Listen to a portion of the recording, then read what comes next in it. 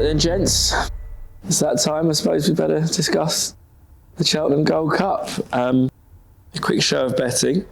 Plutarch 3-1 favourite, Galvin 4-1, Minella Indo 11-2, Protektorat 8-10-1 bar. But Galvin, this is the thing when you're growing up as a jockey. I guess you dream of when you're out injured. You dream of things like this coming back. You came back at Christmas. It was an amazing occasion, and looking to add one more Gold Cup to the mantelpiece in the Russell front room, I would suppose. Yeah. You've always said. I remember when we did these a couple of years ago, and I won't say you got beat. I'll say you came second on him behind Imperial Aura, and coming to last, you couldn't believe in a million years you were going to get beat with him. That's right. You couldn't believe it, could you? The powers of my own, that we spoke about that regularly. And then you went back the next year, and Julie got the job done. He won that national ante chase. He won it well, and you had the brilliant performance over Christmas. And now what, we're 2 and a bit weeks away from 20% chance of winning a Gold Cup. Tell us. Do you try and not get run away? Do you try and not get excited? Do you allow yourself to look forward to it? How do you deal with the emotions of being on an ante-post second favourite for the Cheltenham Gold Cup? Oh, it wouldn't have any bearing on me. I don't have much respect for them bookies and their prices. Neither do I. I think a lot of it is rubbish. So.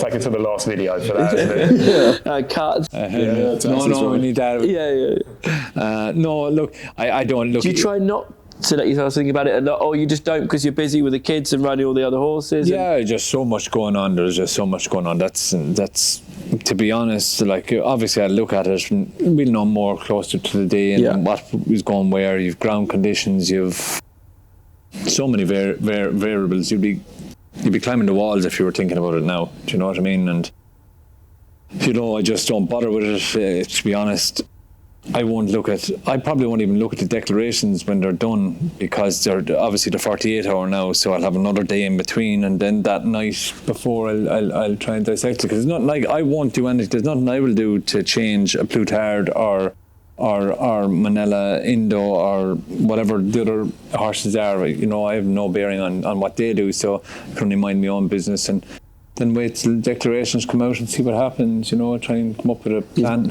You've got a Triumph Hurdle to win an hour and a half before that. There's loads of racing, and then you have to plan your day. It's actually loads going on. You have to ride out that morning. You have to pack all your bags because you're going home that night. You have to, your flight. You don't have to go home that night. Oh, you do. They're racing the next day, so it's just so racing much. Next day. I thought you were going to say they're telling the kids, but no, racing the next day will get you home. No, it will be racing. Oh, well, the show keeps going on, So, and then you just try and ride it as another race. It's a 3 mile, 2 furlong. So if we look into the race, you've got a Plutarch who was fantastic last year. Minella Indo, Protektorat is a young progressive horse coming through. Got Album Photos, won it a couple of times. Tornado Blue, put a spanner in the works in the King George. It's a top class race. Oh yeah, hell of a race, and they all have to get there, and my lad has to get there in one piece. But he's a good order. I schooled him last week. He felt really well. If you were to say it to me last year, I'm sure everybody would have thought the same. This lad will win a Gold Cup. You'd say, he's good enough to run the Gold Cup, but whether he win it, but he just keeps on improving. He loves Cheltenham. He wants to please you, and he just could be the horse that you're looking for a Gold Cup. It's very hard to, get that specific article.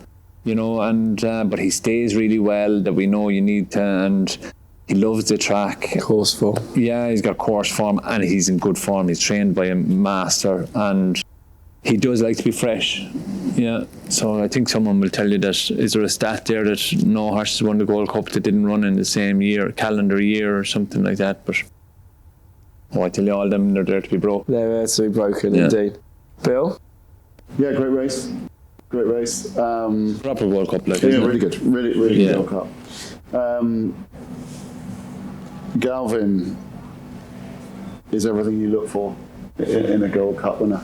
I've been lucky enough to work with Davy for a good number of years now, and he's the perfect partnership, because you've got a horse that loves Cheltenham that's going to be held up out of a frenetic pace, that's ridden by, I don't think anyone rides Cheltenham better than Davy.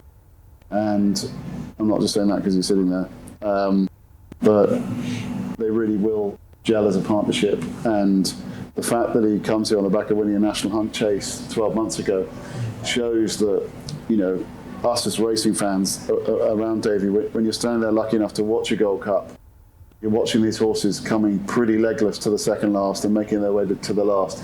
There isn't a horse in this field for me that will see the trip out better than Galvin. So if he's in touching distance, I think the others are all in serious danger.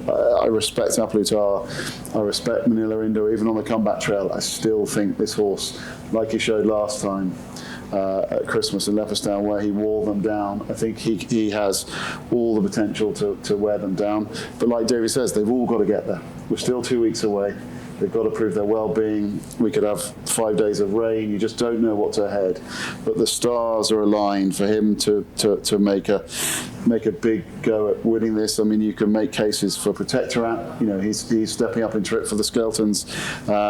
Tornado Flyer, slightly forgotten horse. He's won a King George. Who knows what he's going to do over 3 miles, 2.5. But the safest play, and the one that screams out potential Gold Cup winner, is Galvin. Well, going on to the liabilities, Galvin's our biggest loser, which is fantastic. We made a very decent bet at 6-1. That was after Davy had a peach of a ride in the Savills. So we had a very decent bet at 6-1 there. So he would be the biggest loser, and one of the biggest losers of the festival, actually, Galvin.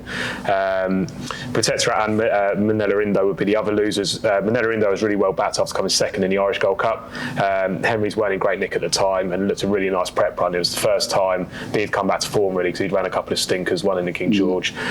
So he was the kind of eye catcher and the one that people latched onto in the market. In terms of my selection, I really like Protektorat. He's an improving 7-year-old, loved the trip, versatile ground wise. I just loved his run in the it was the Many Clouds, wasn't it, at Aintree. I know he's beaten Native River, who's since been retired. Beat a 15 I know, but by absolute miles. I wouldn't discredit him for coming second in a Paddy Power either. I was going to say that's the fourth. Yeah. He achieved more than Long Run achieved. I think Long Run was fourth, wasn't he? He was beaten. He was beaten out of sight, and this fella wasn't. I mean, it was a serious run. He should have won that day as well, and he made a Horlicks of the 6th. He almost came down at the 6th. I was there that day, and for him even to get close to Midnight Shadow, I think it was that day, was a fantastic run, staying on all the way to the line.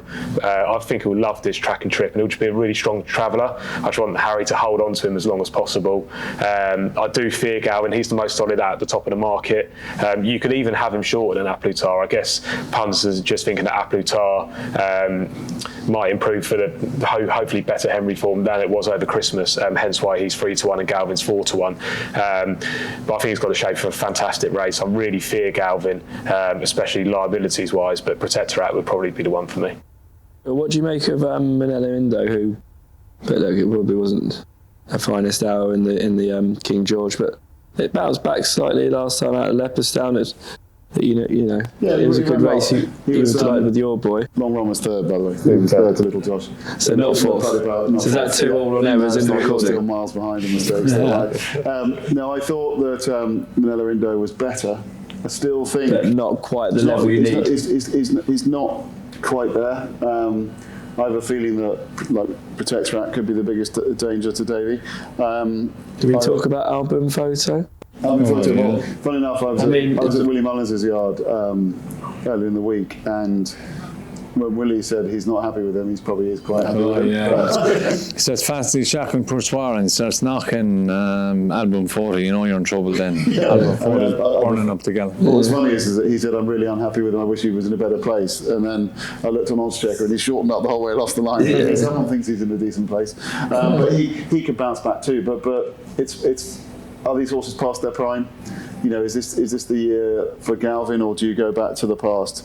The Protektorat and Galvin bring new form to the race, and that's where I'd be heading rather than going back to the Ghost of Christmas Past. Chantry House, where does that go? Well, David, you've always been keen on the gamble on Chantry House in the King George was madness. The amount of money that day. I don't think JP had any lunch that day. I can't have had a stick to eat because it was everywhere. 7, 6. What place you go? 3 to 1 favourite the King George. Yeah, I thought at the start of the year that he was the Gold Cup horse. Yeah, I have been a bit disappointed with him, but he won the same day champ was second, didn't he? Yeah, and I think there's. I know. Look, you're looking. The form is not ideal. They put on the cheap pieces for a reason, but I just think Nicky's horses that day are going to improve tons for that day. You know, whereas. Well, just on that, Nicky Henson said the other day that it was his mistake that the horse didn't wear cheap pieces. Both AP and Nico de Boinville said that it should wear cheap pieces at Kempton. They didn't wear them and they put them back on. It was a better performance. It was still a bit laboured though. Still, you'd like to have seen him gone clear of Santini. He got straight off him at the end, didn't he, as well? I think he put it all in, it but just didn't look... wasn't flashy by any chance. He didn't scream Gold Cup in it. No. Yeah, and I'm just looking at him here. He was third in a Supreme Novices. I just don't know where the lack of speed has gone. I was there to Abracadabra and Shishkin, yeah, and Course form. He's beaten Shan Blue 32 lengths. He's beaten the Big Breakaway 37 lengths, and he's beaten Santini 2.5. I think there just could be a little bit left in him. Yeah. Well, I think. Watch the market that day. That would be the key for Chantry House. But look, we could go round and round and round in what is a fabulous Gold Cup on paper. I'm sure we'll be in reality as well. But I think it's plain to say that we'll all be rooting for you. It's a big day for you. We know that, and we wish you all the best of luck.